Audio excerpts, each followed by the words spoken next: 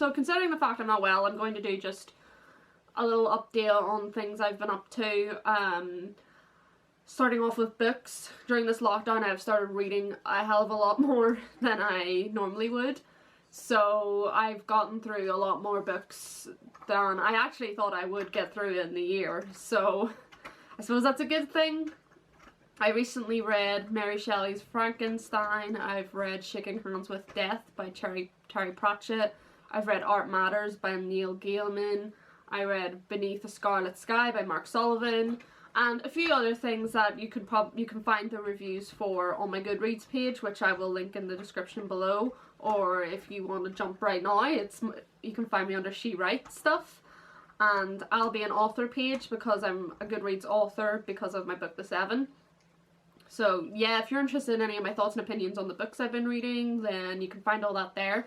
But the thing I actually want to talk about the most today is classic Doctor Who, because a couple months ago I bought a subscription to BritBox, which has all the classic Doctor Who's on it.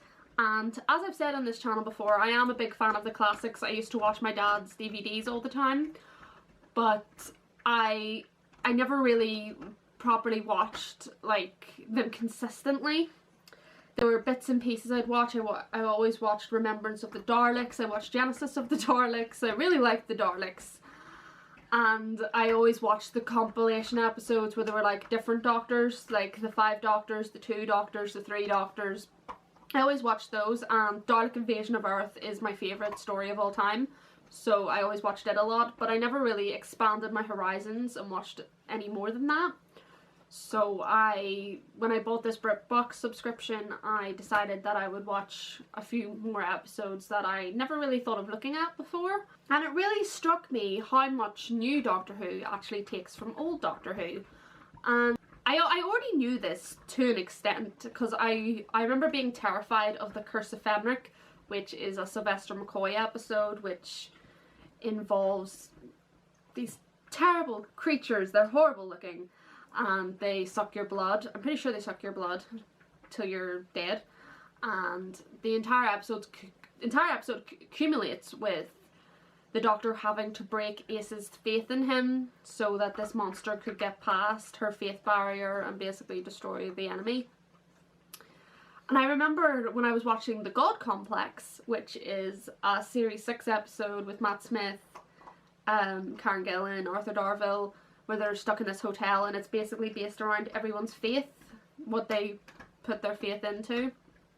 And it ends up with Matt Smith having to break Karen Gillan's character's faith in the Doctor so that this monster can have the space to die or something like that. And even then, even back in 2011, I was sitting watching that and I was like excuse me? I was like, that is pretty much exactly the Curse of Fenric.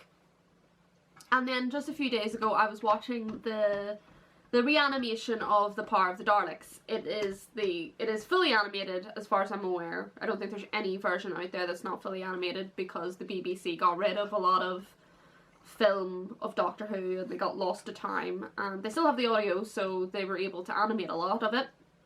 And I remember watching The Power of the Daleks and I was struck by how much it reminded me of Season 1's episode Dalek and Season 5's episode, I can't remember what it's called, the one with World War II and Churchill and the colourful Daleks show up, the Power Ranger Daleks show up.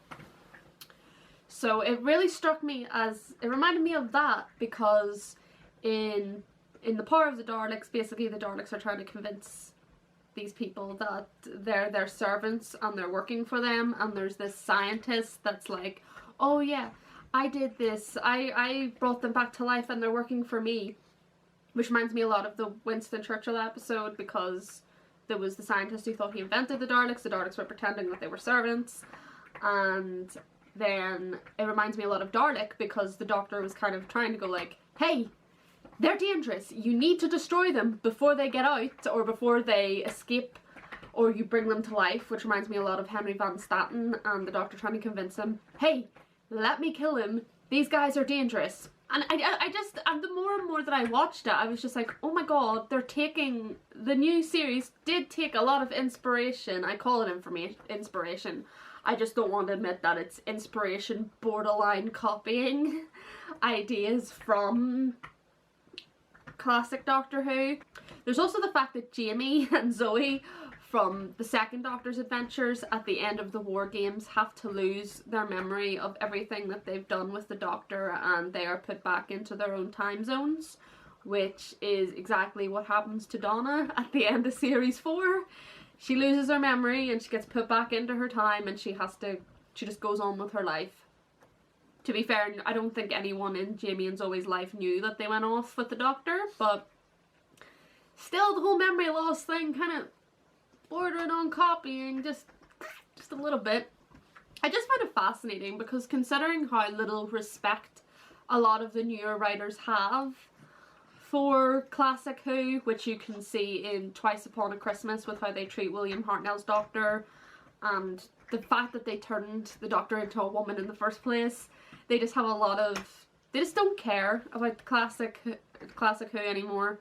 And I just find it fascinating that they care so little and yet they took so much, because the Curse of Fenric copy, the Gaul Complex in particular, is just blatant. Like, even back when I was a kid in 2011 and I didn't even really pay attention to when I was watching the Curse of Fenric because I was a kid, even I was able to recognize when I was watching the God Complex, I was like, oh my god, that is straight from classic Who. And I don't know, I just found it interesting because nowadays they care, if at all. I think if they had even a smidgen of care, they wouldn't treat the Doctor's character, especially not old Doctor's characters, the way that they have done and are continuing to doing, if they were taking so much from classic Who. It just make sense. And don't even get me started on them trying to say that Clara saved the Doctor, all the Doctors multiple time streams. No. But as you all know, I don't include post 2012 in my idea of canon, because even with the God Complex, I do have a soft spot for Matt Smith's Doctor when he's with Amy and Rory. So anything post 2012 is just not canon. It's just not. So we'll see you then, guys. Thank you everyone who's come from the Neurotic channel. Thank you Nerdrotic for the shout out. It means everything to a tiny YouTuber like me. And I'll see you all next week. Hopefully, if I'm better. But I should be.